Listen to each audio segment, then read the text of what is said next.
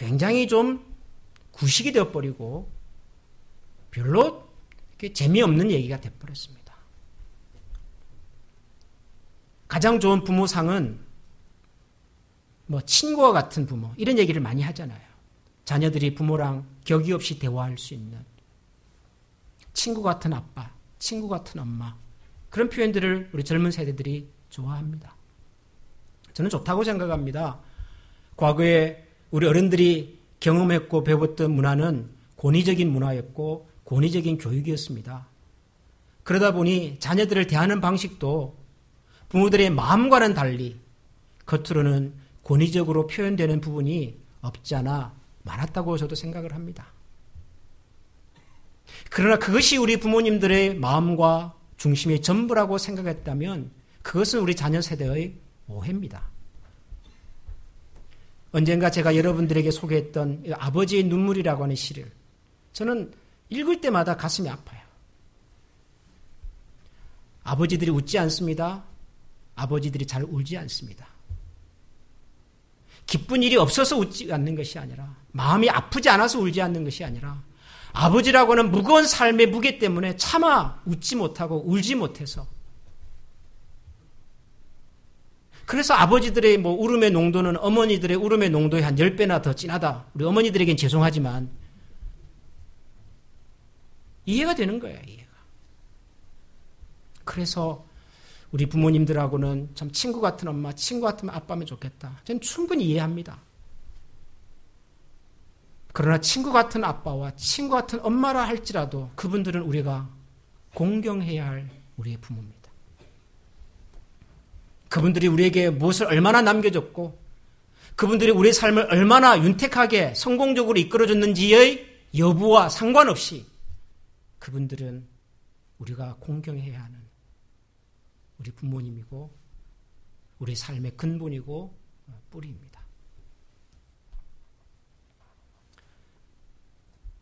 내 부모를 공경하라. 네 하나님 여호와께서 명령한 대로. 다른 이유와 다른 설명 필요 없이 하나님께서 우리에게 명령하셨으니까 주 안에서 부모를 공경하십시다. 사랑하십시다. 신뢰하고 섬기십시다. 신명기 말씀에 또 하나 등장하는 표현이 있었습니다. 그건 뭐죠? 제일 마지막에 복이라고 하는 말입니다. 복. 내 부모를 공경하라. 그리하면 내 하나님 여호와가 내게 준 땅에서 내 생명이 길고 복을 누리리라. 출애굽기 말씀에는 없던 표현이었습니다. 복. 근데 뭐 그게 그렇게 특별한 의미가 있을까요? 출애굽기에는 복이란 단어가 없고 신명기에는 복이란 단어가 하나 더 들어왔는데 복이란 말이 하나 더 들어오고 안 들어온 것이 뭐 큰 차이가 있을까요? 뭐 복이란 단어가 없다고 해서 저 말씀은 우리에게 복이 안 되는 겁니까? 복이란 단어가 들어와서 뭐 더 큰 복이 된 겁니까? 뭐 그런 것 같지는 않지만 그래도 안 하던 표현을 썼다면 안 하던 말을 했다면 거기에는 또 나름의 이유가 있었으리라고 충분히 생각해 볼 수가 있습니다. 모세가 이 신명기에서 모세가 출애굽 세대가 세상을 다 떠나고 새로운 세대, 광야 세대가 이제 가나안 땅으로 들어가기 바로 직전에 이제 강만 건너면 가나안 땅인데 그 가나안 땅으로 들어가기 바로 직전에 있는 이 새로운 세대들에게 부모를 공경하라. 그리하면 내 생명이 길리라. 그리고 내가 복을 누릴 것이다. 라는 말씀을 하셨습니다. 그래서 이 복이라는 말을 왜 하셨을까를 좀 생각을 해보게 됩니다. 어떤 의미에서 했을까? 무슨 생각으로 했을까? 근데 여러분, 이 복이라고 하는 단어가 뭐 평범한 말이기도 하지만은 우리가 많이 들으니까요. 그런데 신명기라고 하는 성경에서는 굉장히 특별한 표현입니다. 신명기라고 하는 이 성경에서 신명기라고 하는 말씀을 이해하는 굉장히 중요한 키워드 중에 하나가 사실 이 복이라고 하는 단어입니다. 신명기라는 성경의 가장 대표적인 말씀이 어디냐라고 물으면은 신명기 6장이라고 말씀할 수가 있습니다. 신명기 6장. 오늘 우리가 읽은 5장 바로 뒤에 있는 말씀입니다. 한번 보십시오. 이 신명기 6장이 신명기를 대표하는 말씀이고요. 신명기가 우리에게 뭘 얘기하고 하는지를 요약하고 있는 말씀입니다. 자, 신명기 6장 1절부터 3절까지를 제가 한번 천천히 읽어보겠습니다. 여러분들은 눈으로 따라와 주십시오. 이는 곧 너의 하나님 여호와께서 너에게 가르치라고 명하신 명령과 규례와 법도라. 너희가 건너가서 차지할 땅에서 행할 것이니 곧 너와 네 아들과 네 손자들이 평생에 내 하나님 여호와를 경외하며 내가 너에게 명한 그 모든 규례와 명령을 지키게 하기 위한 것이며 또 네 나를 장구하게 하기 위한 것이라. 이스라엘아 듣고 삼가 그것을 행하라. 그리하면 내가 복을 받고 네 조상들의 하나님 여호와께서 내게 허락하심 같이 젖과 꿀이 흐르는 땅에서 네가 크게 번성하리라. 여러분, 이 1절부터 3절이 어떤 의미에서 신명기 전체를 이해하는 이 망원경과도 같은 렌즈와도 같은 말씀입니다. 너희들이 가나안 땅에 들어갈 텐데 너희들이 그 땅에 들어가면 하나님의 말씀을 이렇게 믿고 순종하며 살아야 된다 라고 하시면서 그러면 하는데 여기 우리가 앞서 읽었던 말씀과 아주 유사한 표현이 등장을 했어요. 뭐냐면 2절에 보면 내 나를 장구하게 하기 위한 것 이런 표현을 썼습니다. 이게 뭐죠? 내 생명이 길리라. 그겁니다. 오래오래 살 것이다. 그 다음에 3절을 보면은 내가 복을 받고 이럽니다. 신명기라고 하는 성경에서 내 날이 장구할 것이다. 내 생명이 길 것이다 라는 것과 내가 복을 받을 것이다 라고 하는 이것이 항상 이렇게 마치 쌍으로 세트로 이렇게 등장하는 말씀이구나 하는 것을 우선 알 수가 있습니다. 그냥 생각난 김에 일단 복 하나 더 주지 그래서 모세가 한 얘기가 아니라 신명기라고 하는 이 성경 전체 속에서 하나님께서 그들에게 내 생명이 길 것이다. 혹은 너에게 복을 주실 것이다. 라고 하는 것은 항상 같이 다니는 중요한 컨셉이에요. 근데 이 말씀을 지금 어떤 상황에서 주셨냐 그러면 보십시오. 내가 건너가서 차지할 땅에서 행할 것이에요. 거기가 어디죠? 가나안 땅이에요. 가나안 땅. 자, 그런데 이 이스라엘 백성 새로운 세대가 이제 가나안 땅이라고 하는 새로운 세상에 들어가서 살면서 가장 먼저 지금 이 말씀을 주신 거예요. 왜? 왜 이런 말씀을, 왜 이런 형식으로 주셨을까? 내용은 단순해요. 네가 가나안 땅에 들어갈 텐데 거기에 들어가서 네 아들과 네 손자들이 평생에 내가 지금 너에게 주는 이 말씀대로 지켜 행하고 순종하고 살면 내가 거기서 오랫동안 복을 누리면서 살 것이다.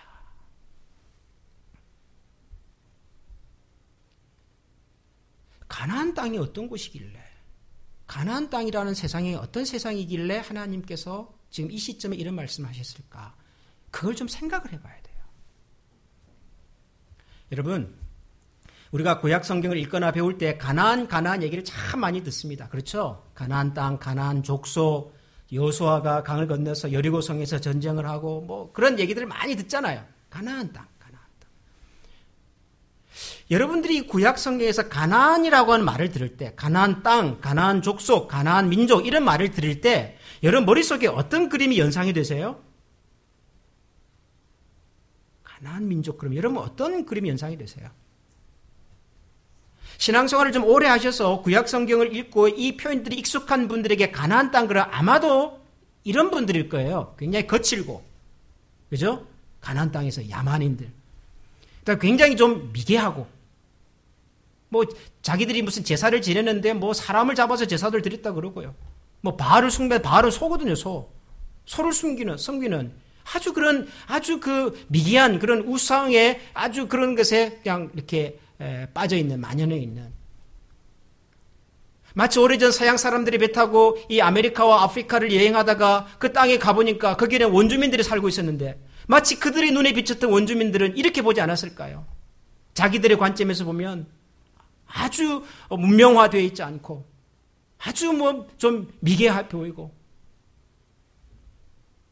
가나안 족속을 그렇게 생각하시는 분들이 많아요. 성경에서 이스라엘 그러면은 하나님을 믿는 여호수아 대장 앞서 나가네. 우리는 앞으로 여리고성 전투에서도 멋지게 그냥 함락을 하고 말이죠.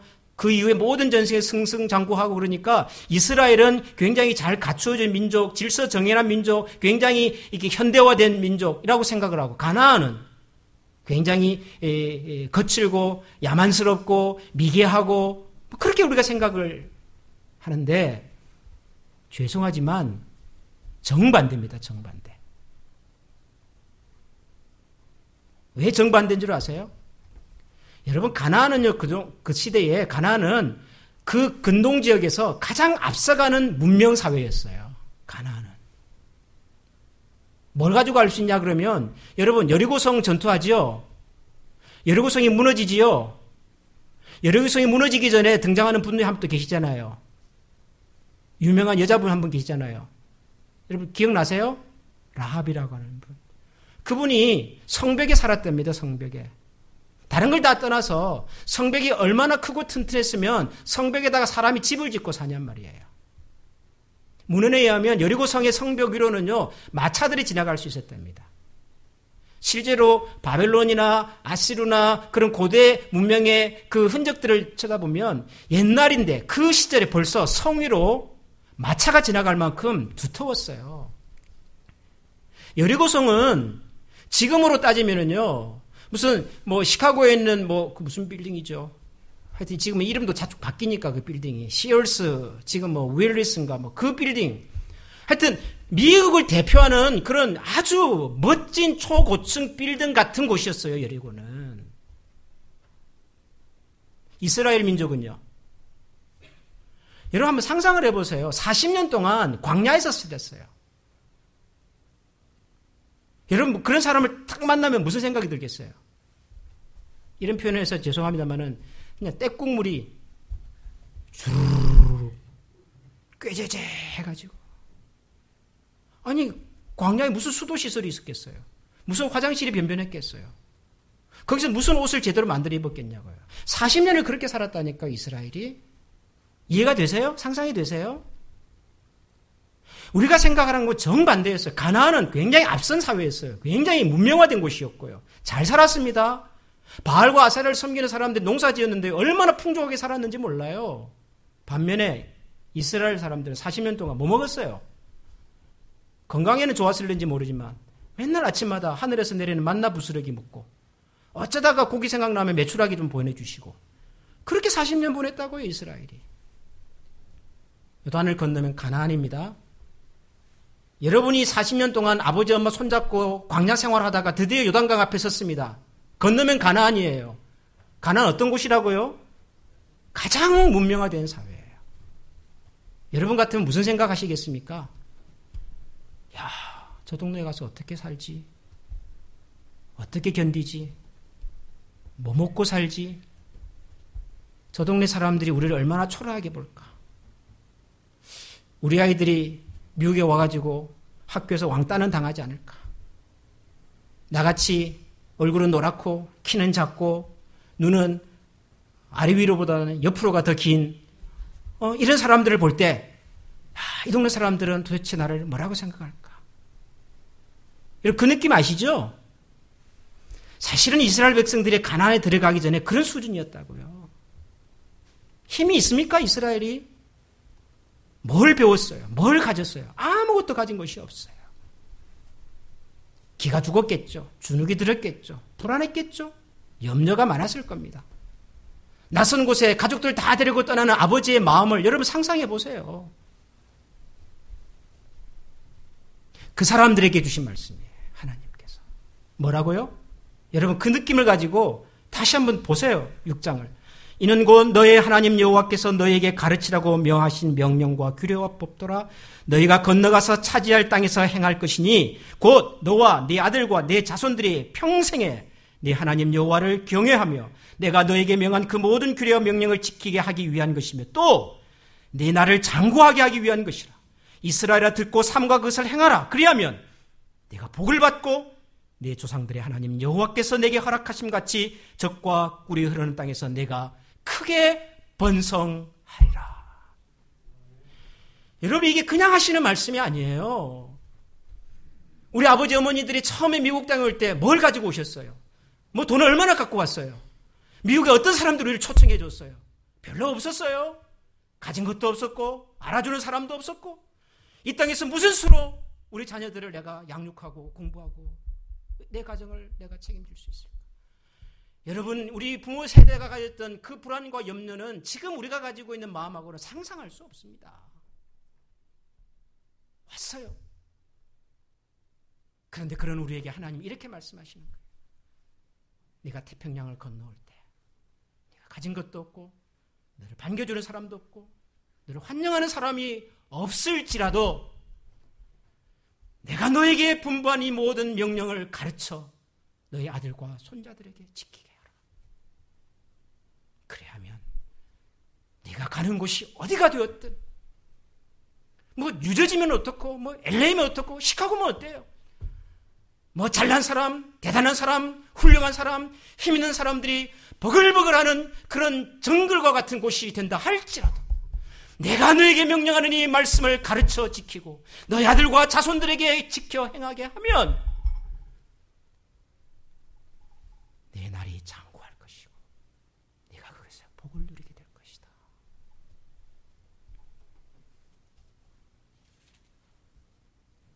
그 첫걸음이 네 부모를 공경하라입니다.